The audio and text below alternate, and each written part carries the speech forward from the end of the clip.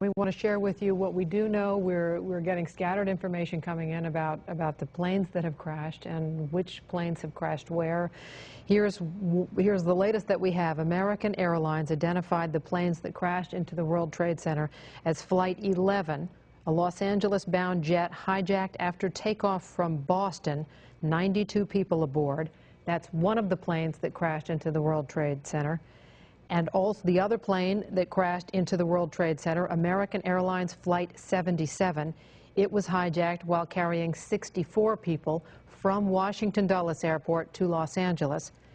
And United Airlines says that its Flight 93, a Boeing 757 on the way from Newark, New Jersey to San Francisco, crashed about 80 miles southeast of Pittsburgh with 45 people on board.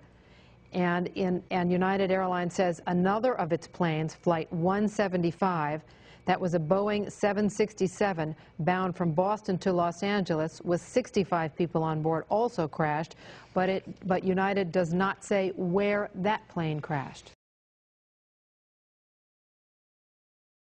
The other plane that crashed into the World Trade Center, American Airlines Flight 77. The other plane that crashed into the World Trade Center, American Airlines Flight 77. The other plane that crashed into the World Trade Center, American Airlines Flight 77. And United Airlines says another of its planes, Flight 175, that was a Boeing 767 bound from Boston to Los Angeles with 65 people on board, also crashed, but United does not say where that plane crashed. And United Airlines says another of its planes, Flight 175, that was a Boeing 767 bound from Boston to Los Angeles with 65 people on board, also crashed, but United does not say where that plane crashed. So that is four planes that we are talking about.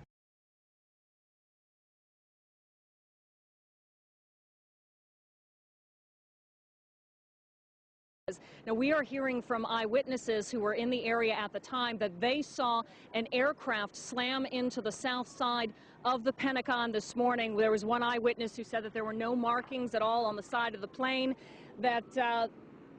And let's take a look at some of the VO from when it just happened. There was a tremendous fireball, and now, we are hearing from eyewitnesses who were in the area at the time that they saw an aircraft slam into the south side of the Pentagon this morning. There was one eyewitness who said that there were no markings at all on the side of the plane, no markings at all on the side of the plane, no markings at all on the side of the plane, no markings at all on the side of the plane,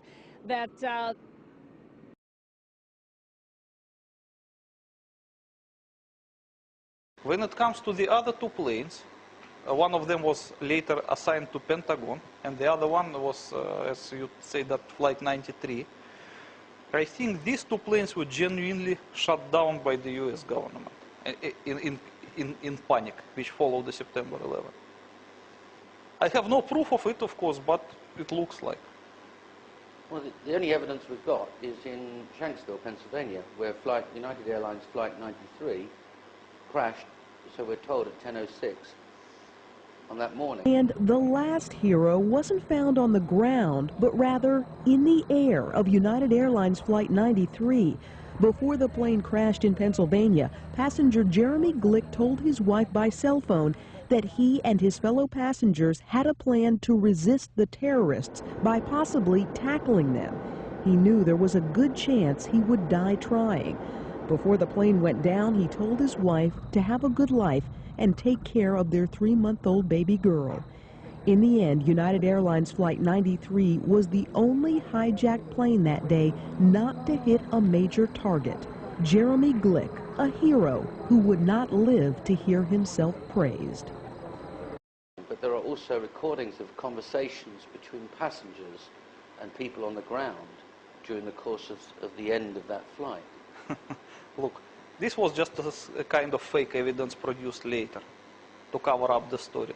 First of all, you have to understand that the mobile phone tower, the center of the mobile cell, cannot transmit the signal over 2 kilometers. So when you switch on your mobile phone, it will connect itself to the nearest tower within maximum 2 kilometers distance. Yes. So once a plane is flying at the altitude of, let's say, 8 kilometers, it's simply too far to reach any tower. It's more than 2 kilometers, 4 times as Yes. much. It's just not possible Yes. to connect your mobile phone to any ground tower. So it's just technically impossible. Any communication engineer will tell you that. Dimitri, in the case of United Airlines Flight 93, crashed in a field in Shanksville, Pennsylvania. There were no engines, there's no tailplane, and when the coroner examined the scene, he said after 20 minutes there stopped being a coroner because there wasn't a body and there was no blood. Later reports are that part of the wreckage landed 3 miles away. How do you explain that? First of all, I would like to stress that a main purpose of my book was not to explain about the planes or to disprove the planes or no plane theory. The main point of my book was that I used to serve in certain department of the Soviet military which knew about existence of the nuclear demolition scheme of World Trade Center. Yes. That is why my primary point was to explain this to public. But when it comes to the planes, it was just like a secondary thing which I was obliged to research just to complete the book. It was not the main point. Understood. That is why when it comes to the World Trade Center demolition, I knew it for sure, because I really know it. I knew it from my former service, and I know how to explain the mechanics of the demolition. But when it comes to planes, I was obliged to use publicly available sources. So my opinion is just my private opinion. Well, you express it in the book, why not express it? Yes. Okay, so the point is like this. When plane falls down in result of anything, it usually falls down as a whole piece. So it should hit the ground as a whole piece and disintegrate while on the ground. Yes. If the plane was disintegrated in the air, that means something caused its disintegration there. It should be either a big explosion, which tear plane apart, or we also can presume that the plane was shot with the cannons, because the cannon is rapid firing.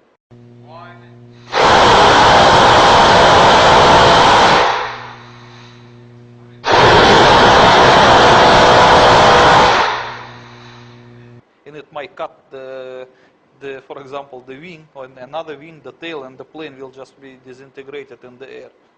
So the pattern of the plane collapse in the case of the Flight 93 suggests that the plane was shot down, and not by the missile, by the cannon. Why not the missile? Because you know that all modern missiles and all modern planes have so-called IFF identification, friend or foe. So whenever plane flies, it always transmits the signal, I am a friend, I am a friend, I am a friend. And no guided missile can lock on such a plane because it's own plane. So it's just technically impossible. It's a means of protection. So in order to shoot your own plane, you cannot use your own missile. You can only use cannon. And you know, if you read carefully all publicly available sources in regard to that September 11 events, especially in connection with the Flight 93, you will find some strange thing. One of the American interceptors, I mean the fighter's plane of the US Air Force sent to intercept hijacked planes, came back with entire cannon munition spent. And nobody can explain why they managed to spend the cannon munitions. It wasn't on an exercise or anything like that? They claim it was an exercise, but look, who will believe that that exercise took place in the middle of September 11 events? When all the flights were restricted and all fighter planes were sent just to ground or to intercept the hijacked planes, and nobody would conduct such an exercise in the middle of these events. It's ridiculous. Okay.